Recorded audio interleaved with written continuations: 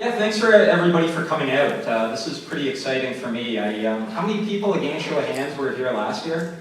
It looked like a much smaller crowd last year, so this is awesome to see. Even at Lightbend, so I'll tell you a little bit about myself, not to sort of drone on, but I've been at Lightbend for about 2.5 years now. Was actually a TypeSafe client, an architect for a number of years. I actually started looking at Scala in about 2008, so it's pretty amazing to see how it's come. I was sort of the, at the time I was working at Bank of Montreal and looking at sort of emerging technologies on how to do certain things better. I was working in on a wire transfer payment system and actually wanted to leverage Scala to build out a DSL. And I was pretty much laughed out of my team at the time. And now all of a sudden, it's interesting. We're the exact same teams are actually full on with Spark and Scala, so it's pretty amazing. So I've mentioned this. So for a couple of years, this is going to be a little bit of a mix in the talk, because I want to give you definitely what's the latest in the world of Scala. But I'm not Martin. Martin's done it well. You've got the Wi-Fi password now, so you can look up Martin's talks. He's pretty much laid out the land. But I want to give you a little bit of perspective on what I've learned since working at Lightbend. So one of the coolest parts of my job is actually that I've met and spoken with hundreds of clients on all sorts of architectures and all sorts of usage of Scala. So I have maybe a pretty good sense of what's happening in the market, and then having kind of gone through a long-term production implementation of Scala myself, including transitioning myself. I'm a Java developer. I mean, I started with Java in the late 90s and went from being a Java developer to Scala developer and mentoring a team. So, you know, I've learned a few things over the past 5 years, and then hopefully I can share a little bit, but consider them opinions, not facts. So this is it, where we are today, 2:11:08, that's all I've got, thanks for coming out. Where are we going? Well, 2:12, let's do some arithmetic here, what do you think? 2:12 sound right? 2:13 beyond. But actually, I want to, I'm a little embarrassed to admit that even though I work at Lightbend, for the longest time I had no idea what Dot and Dottie were. I just think that my brain shut down when I heard it. I was just too busy focused on how do I actually learn this wonderful language. I still consider myself sort of a beginner, an intermediate beginner, which is an interesting place to be. So Scala is not an island. So when I say that, you know, I feel like in pure Scala language a beginner, I just always feel like a beginner in this space. There's such a diverse group of people here. How many people come out of, would you consider yourselves coming out of academia? Nobody coming out of academia? Everybody else coming out of industry, building things with Scala? How many people have Scala in production? How many people have written production Scala code here? Awesome. Yeah, the number of hands would not. How many people have not written production Scala code but are sort of thinking about it? Half the room. This is also awesome. So I hope to have some material for everybody. But yeah, it's just really amazing coming to these conferences and seeing the change. When I started looking at Scala, if I asked, you know, how many people are in production with Scala in 2008, nobody would have heard of Scala. So. Pretty neat. So let's talk about where we are today. What's the sort of state, especially for the people that are a little newer to Scala. Hopefully everybody can see this, but this is my attempt at some data visualization. So forgive me. So you know, on this fancy linear curve here, we can sort of see the. So I started around the 2008. Let's just say I started sort of poking around at Scala anywhere from like about 2.6 and on. And when I look back at what's changed in the language, there's been like a ton of change, a ton of pretty incredible changes. What really captivated me, so after sort of looking at Scala and then leaving the Scala space and, you know, sort of crawling back to Java, like what did I just see? Around Scala 2.10 is, I think, when, for at least me, Scala came into its own. It started giving me the tools to tackle problems that I struggled with as a Java developer, and that's mainly concurrency. with things like futures and promises. Just even learning what those are was huge for me in my career. And Scala 2.11 was sort of all about modularization. Funny enough, I mean, one of the killer features that I looked at Scala for originally was its badass XML hotness, and then they yanked it out. So I'm glad they added features to replace it. You know, I mean, I would have still taken the XML over the features, but yeah, you know, case classes greater than 22. I won't sort of drone on about this, but it's funny how even when I look at the language now, all these things I take for granted are still a little bit recent. But what's cool is that you can see where we are now is that there's really significant contribution to the Scala space. It's one of the most challenging parts of me transitioning to Scala wasn't learning the language, wasn't learning the syntax. It was actually learning how to communicate the value proposition to very senior management. And one of the first things that got me shot down in 2008, 2009 era was it just wasn't very active, and there wasn't a lot of corporate activity around it. But now we have the Scala Center is a great addition to the community. We have partners that are investing heavily in the language, and the releases are averaging about 2 a year, which is actually anybody in the Java world first knows that that's actually a pretty good cadence. So if I look at the repo stats, so when I originally joined Lightbend, I came in as developer advocate, and the very first talk I did was in Prague, and I really had no idea what was going on in the community. And the first question I was asked is, how do you feel about the type level fork? And so I'm like, how do I feel about the type level fork? I didn't know what type level was really at the time. So I said, forks are great. You know, that means people care. So if what was interesting to me is I wasn't too familiar with that particular fork, but I think the fact that people are forking the language is, you know, you can go back to sort of like, how many people have read a book called Cathedral and the Bazaar? Yeah, awesome, right? And yeah, so in that book, the sort of line of thinking is that, you know, sometimes some divergent forks are bad, but I think that whenever somebody takes something on and makes it their own, it's a good thing. So seeing that many forks on the Scala repo is great. Seeing that many contributors is pretty awesome to me. And that's the kind of material that showing it to senior management who are thinking about making a bigger investment into Scala, maybe not so much in the startup world, but definitely in the enterprise space is huge. People want to see that the ecosystem in the language is vibrant and healthy. And on the same note, normally I don't really pay too much attention to these sorts of things. The language popularity indexes, which is basically just like reading entrails and putting it in Tableau. This one seems like, okay, the numbers make more sense to me if you look.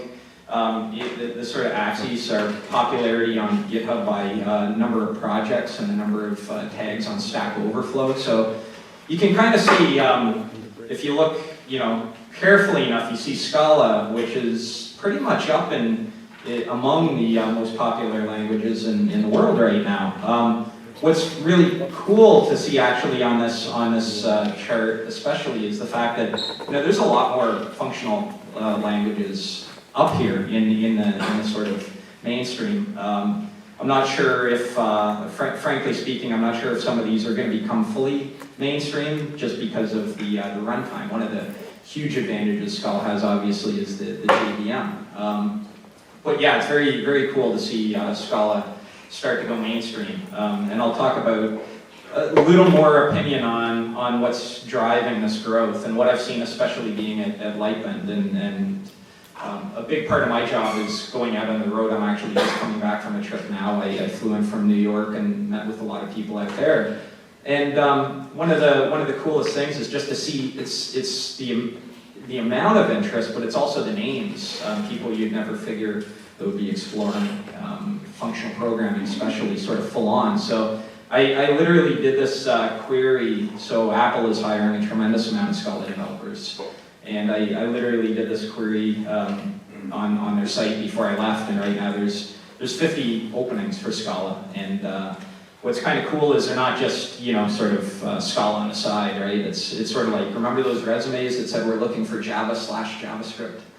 Because they're the same thing? No, it's, we're looking for Scala/Java. No, it's not that. It's like they're looking for Scala with functional programming. There's 50 openings. And a lot of them, I'm not sure how well you can see some of those postings, but they're in the analytics space and their data science groups and things like this. So there's a lot of reasons for that I'll get into as well. Coursera is, how many people have heard of the new curriculum that Coursera has launched before here? Cool.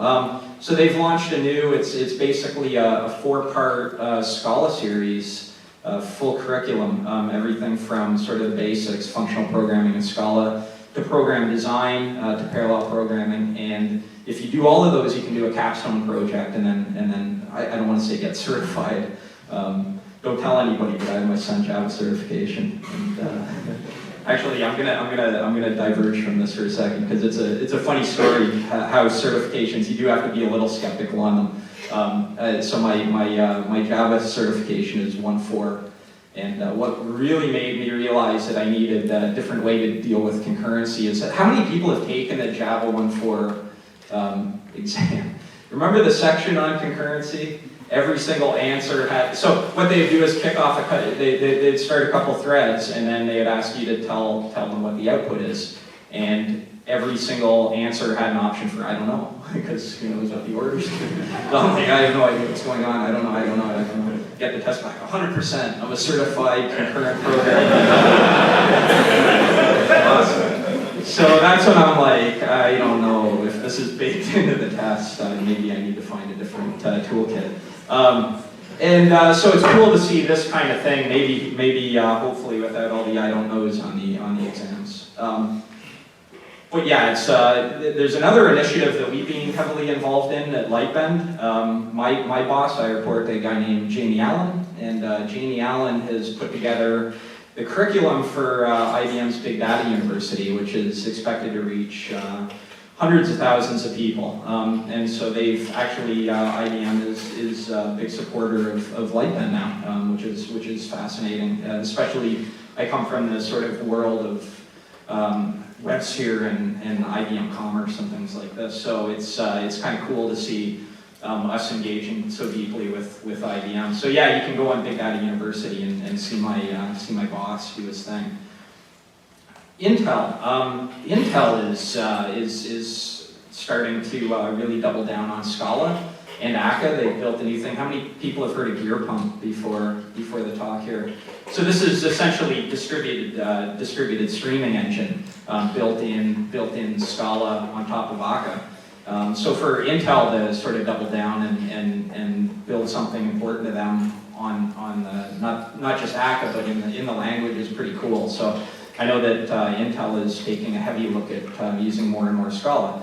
And then if you look at the performance numbers, it's pretty badass. Distributed stream processing with like orders of magnitude, like 18 million messages per second processed. So that's pretty cool. And we're doing a lot of work at Lightbend with Gear Pump as well now. So eventually, how many people have looked at Akka streams? So in the future, you'll see, right now, Akka streams, you can't distribute flow steps. I'll talk a little bit more about Akka streams later, but with Gear Pump, you eventually will be able to. So that's a cool thing. And finally, Mesosphere has a product called DCOS, which is powered by Akka and Spark, and there's a lot of Scala in the mix here. So this is basically their distributed computing operating system. So how many people have actually worked with Mesos without Mesosphere?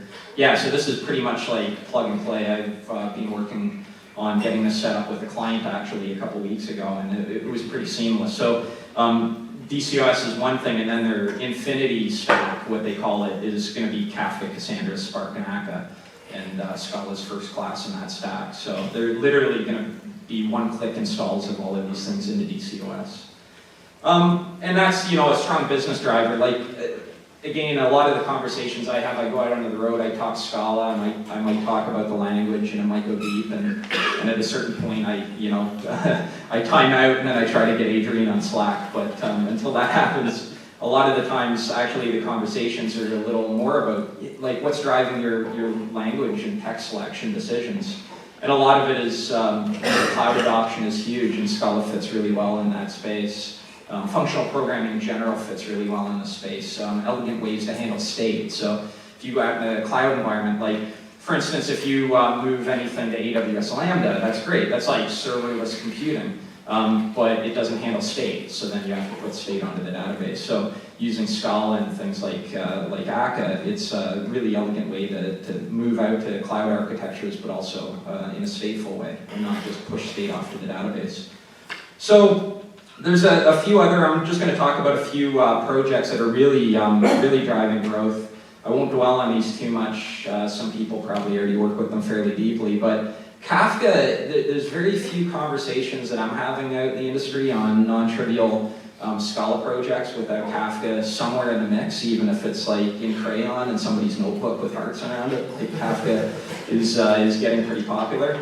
This is an architecture I've been looking at, which is essentially using the principles of domain-driven design to model out an organization, like the entire organization, every single event, business event that happens in the whole organization, and then slowly map that back to teams, back to bounded context. Then eventually you wind up with this Scala-based architecture with Kafka at the heart. So sort of a microservices architecture with gateways. I'm not going to go into the guts of microservices. If you're interested in diving deeper, some of these drawings may be familiar, so I work with Jonas on a book called Reactive Microservice Architectures from O'Reilly, and you can check that out. But it's really amazing. Like when I think so, when I was a customer, I was pretty much responsible as a technical lead for the Walmart Canada project, and the architecture that we delivered was good. It was a good, what I would consider sort of an evolutionary architecture.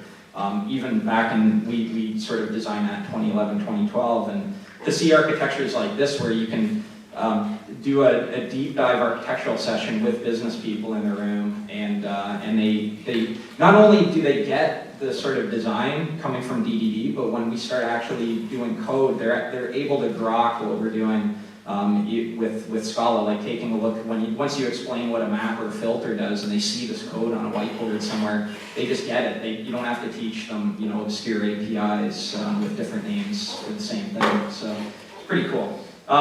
Spark, how many people are actively using Spark here right now? It seems like about a third to half of the room. So yeah, this is massive reason for the adoption of Scala. I'd say about 50% of the teams that I meet with are meeting with us partially because of Spark, or Spark has led them into Scala. So they've wanted to sort of migrate some work off of Python, and then they take a look at Spark, and then they move to Scala, and then all of a sudden they start to move their app dev over. But for those who don't know what Spark is, it's really based around this abstraction called RDDs, which are resilient distributed data sets. And it basically just takes these large pieces of data, partitions them, and spreads them across a cluster. And then you can throw work at the chunks. And I won't go too deep, but it's definitely driving a lot of growth. So Akka is near and dear to my heart, not just because I work at Lightbend, but because this is one of the big things that drove me to select at the time the TypeSafe platform for the Walmart project. Is at the time the real struggle it was both scalability and elasticity, but it was exponential growth curve on traffic coming to the site. So when we started working on that project, when we first just really like busted out our pencils and started drawing, the traffic on Walmart Canada was something like 1 million page views per second, per minute. That'd be a little crazy. Canada's not that big. And then by the time we were getting towards production, the amount of traffic on Walmart Canada was 7 million page views per minute. So, and that was within about 12 months. So it's that Akka, it turned out to be the right choice. What I pretty much determined accidentally was Akka is phenomenal for an exponential growth curve. Like if you look at a problem, a lot of the times you look at it in such a narrow way that it looks like a linear problem, and then if you sort of like step back a little bit, then you realize it's an exponential growth curve that you're looking at, and that's exactly what happened to us with Walmart. And with Akka, the abstraction was just wonderful. I mean, we started with fairly basic Akka, a little bit of point-to-point remoting, but we were able to put Akka in front of all the sort of problematic bits of the Walmart legacy back office systems, which there are many, many of them, and a lot of them fail, and we couldn't sort of cure the failures in the entire world, but what we could do is leverage some of the properties of Akka, like distribution and location transparency and isolation and patterns within this space, like circuit breakers, to really elegantly manage failure. And Akka Streams is something that's also new and exciting that people are coming to us for.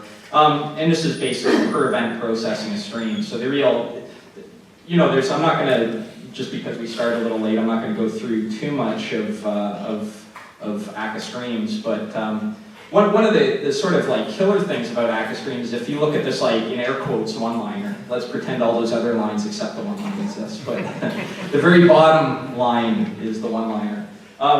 That's literally creating and materializing a stream that uppercases.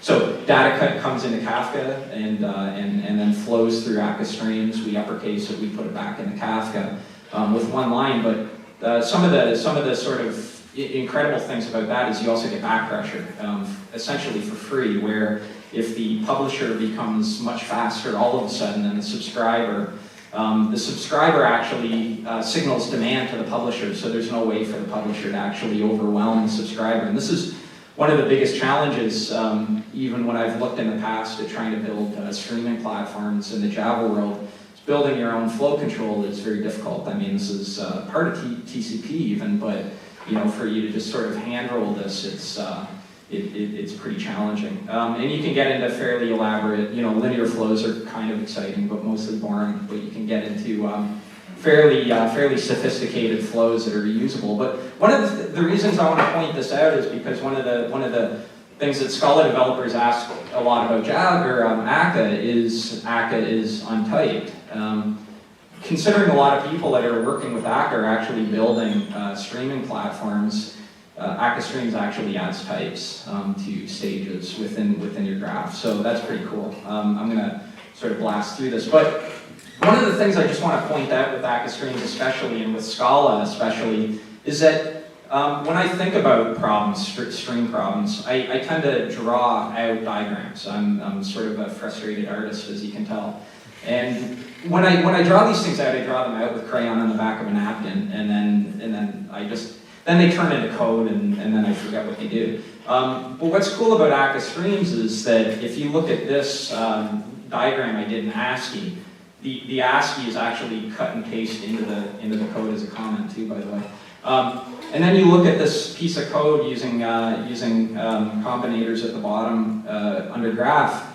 That looks very much like the diagram that I drew. So when you're working on a whiteboard with people and then you start writing code that looks like this, you can kind of like easily see what's happening. So if I go back to the sort of graph and then I look at this, you can set up your code to look a lot like your diagrams, and then you can have a lot of the type information in your declarations.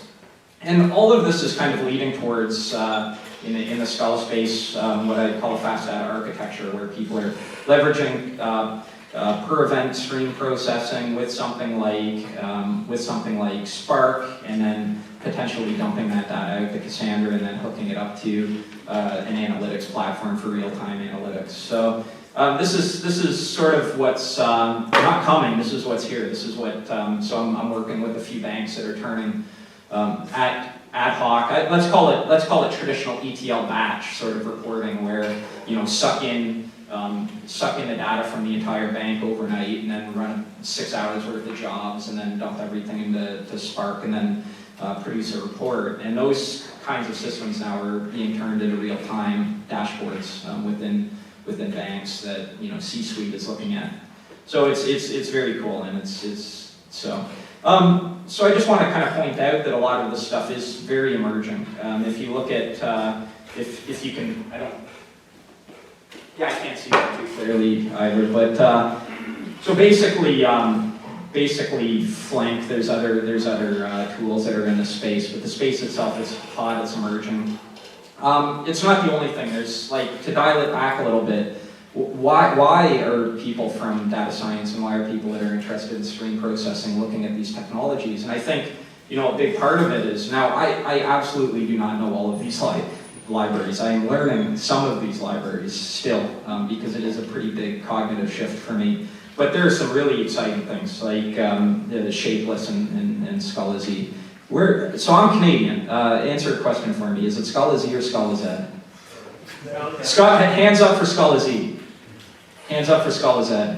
It's Scala Z. Okay, it's Scala Z. Thank you.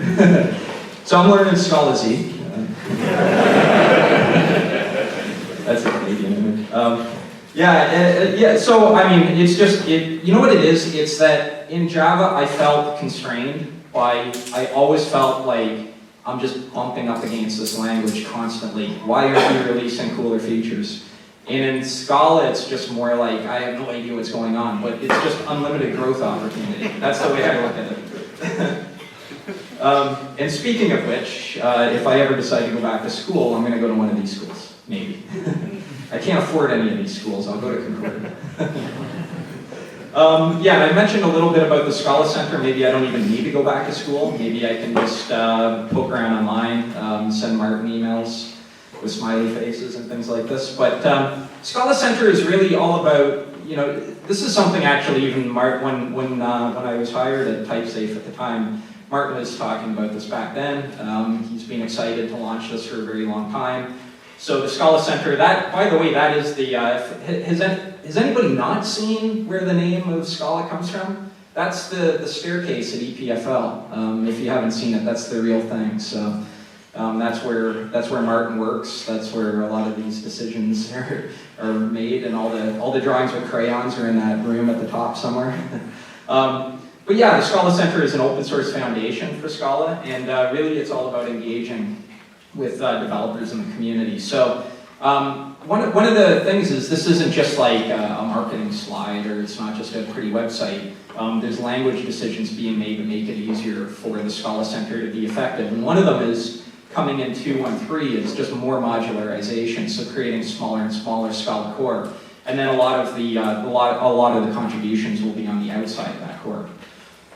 And the other mandate of the Scala Center is to help developers learn the language. So if you're interested in learning more about it, I recommend you doing it.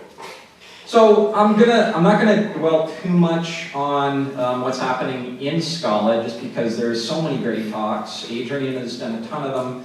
Martin's done a ton of them. But for those who just want the sort of like 100,000-foot overview, where we are right now, coming very soon, is Scala 2.12.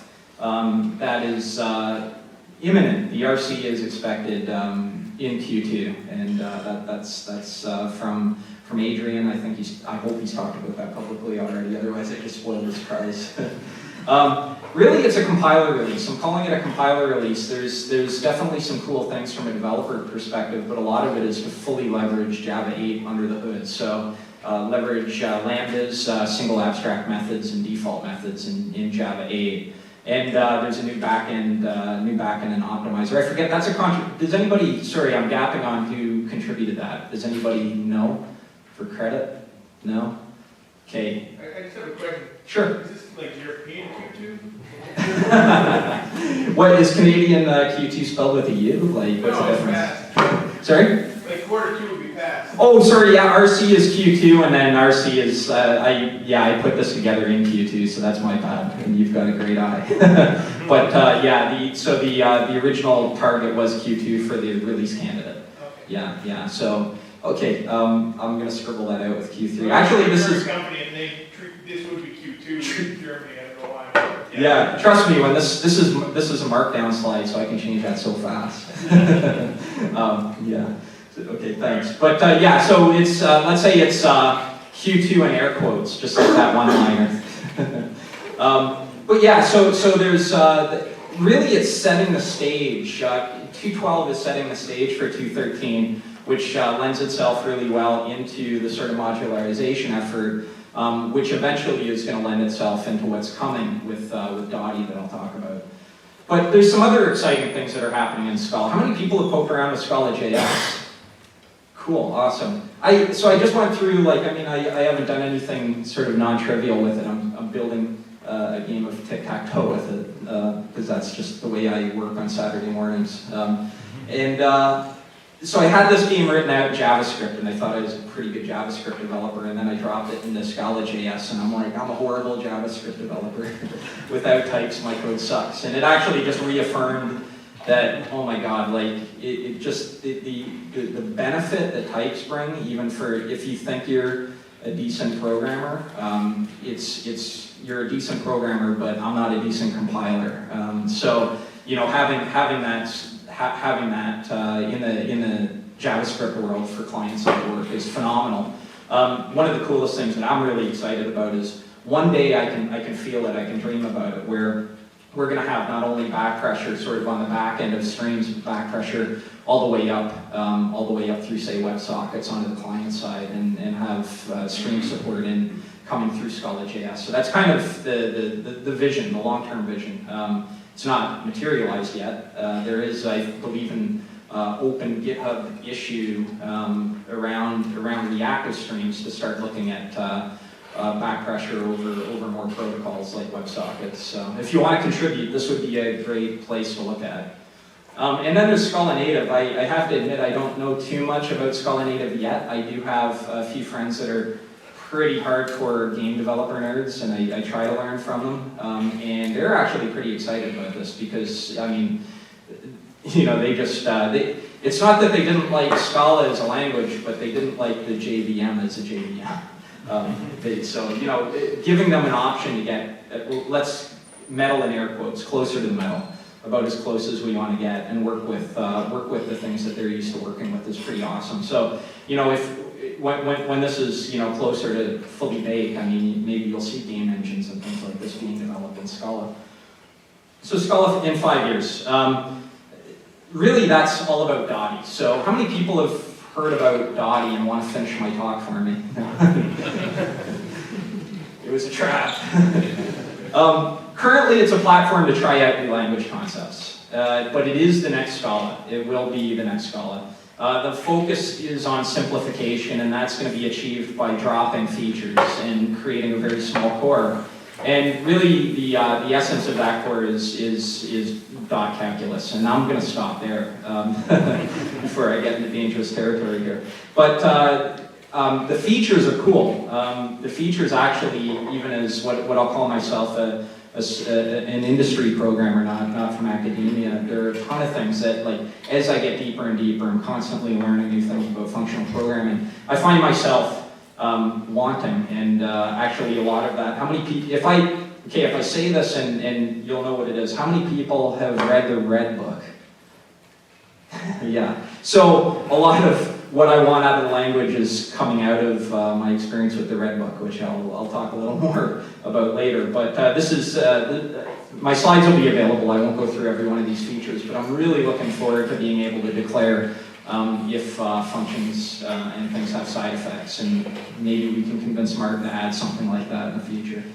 So I'm going to close up with purely opinion piece. You can disagree with it, you can leave the room, you can, you know, it's just my opinion, but this is kind of having sort of like built up a team. So learned myself, gotten the confidence to learn the language, sold it to my senior technical leadership, convinced Walmart to adopt it years ago. None of that was what I'd say trivial, but it was absolutely worth it. And it was a very slow process. So one of the things is that this is not just a deep language, but it's a very, very diverse ecosystem of people from academia, from all sorts of backgrounds. And I dove in originally because I wanted a better way to deal with complexity of concurrent programming on the JVM. And that just kind of like led me down this rabbit hole. I'm going to skip through this, but really like what I was struggling with is, you know, figuring out things like async boundaries and blocking and non-blocking, and trying to get a better way of dealing with this kind of work. So just in the sake of time, I'll fast forward through that stuff.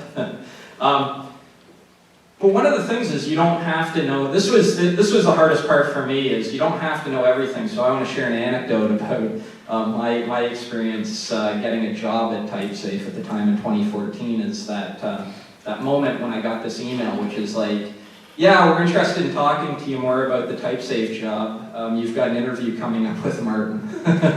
No pressure, right? So I took a deep breath.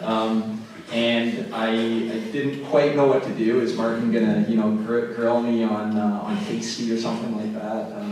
I am a working programmer, but he absolutely didn't. It was one of the best job interviews I've actually ever had. We had just a very open discussion on my experience in the trenches with the language and what I would suggest, what tripped me up, and it was a very cool conversation. And so even Martin himself, realizes that he doesn't know everything. I don't know everything. Not everybody is going to know all the pieces of Scala. I think maybe Adrian knows everything about Scala. That's about as close as it gets. So, but yeah, I mean, I had the same experience with Jonas, right? I had used Akka, but he understood. It was more like, where is your current state, and where are you moving towards next? And I've actually met a lot of people in the Scala community that are wonderful. So don't be afraid to say, hey, you know what, you're talking about this concept that I have no understanding about at all. It could be category theory, it could be anything. Just ask, and if it's sort of explained in a way that makes sense to you and it's exciting, go and try to learn it. I mean, I started reading about higher kind of types, and I thought I understood them for a little bit, and then I realized I didn't. So I turned the option off to use them in Scala. So, but maybe we'll get there again someday. But it can't hurt to try to learn everything. There's a gentleman up here by the name of Don Kittle, and I started this book club in Toronto, programming book club, that I quickly ran out of bandwidth to run every Monday. And Don's been kind enough to continue to run it every week. And we've literally spent, so Don, how long did we spend on the Red Book as a team, as a group? We had 2 cohorts go through the book, and we ran from, I think, February till June? February to June, 2 cohorts. And how many people? About 30 people coming out to each meeting? We started in the low 20s, and as we approached chapter 6, we tended to dwindle. Okay, so the closer you get to monoids, that part about monoids, the more pizza that's available for everybody. So that's the algorithm. But what I can safely say is that if I had tried to tackle this book, I mean, I work at Lightbend. I have access to Adrian on Slack, right? Even with all of that arsenal at my disposal. This book is a lot to learn. There's a lot of functional programming concepts. I think the fact that Scala is so big on the cover of this book, it should actually be functional programming in that font and Scala in a smaller font. But it's a wonderful book, and this year I'd say it's probably my biggest recommendation to anybody that wants to really dive in, and that's why we invested so much time running through it as very, very curious beginners ourselves. And learn, so I've got 2 more pieces of advice and I'll wrap it up. The biggest challenge I've had, it's like learning is the fun part, learning the language. The more challenging piece is like, how do you map that to business value? Like how do you go through the Red Book and then learn what monoids and monads are, and then somehow explain that to a business executive? And the reason it's important to me is because that's how more people come into language, and it just makes for a healthier ecosystem. And that's one of the things I'm still a beginner at, but I'm still learning. And but one of the things, like here's a bunch of words, all of these words. Like if you blast that out in an email to your boss, who maybe the last time they programmed was COBOL, like me, I actually started out in COBOL and assembly, so I'm not trolling. You may need different language for that. So if you've heard, how many people have heard of the Reactive Manifesto?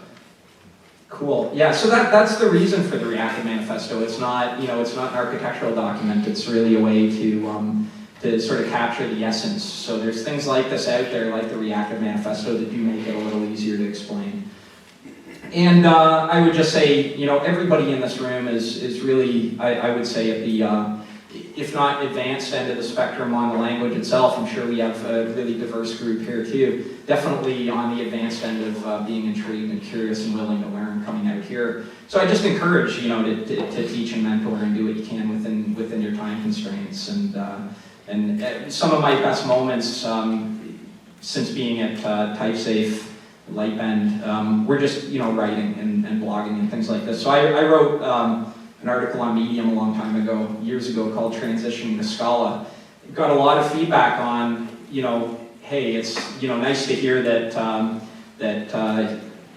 certain things have tripped you up, right? It's to share our experiences, but here's some things that you were really excited about and learned, and, why are you a better developer now too? So those are the kinds of stories that I think, myself personally, I also love to hear. So that's all I've got. I just want to thank everybody for coming out. Now we're going to learn some code. So thanks.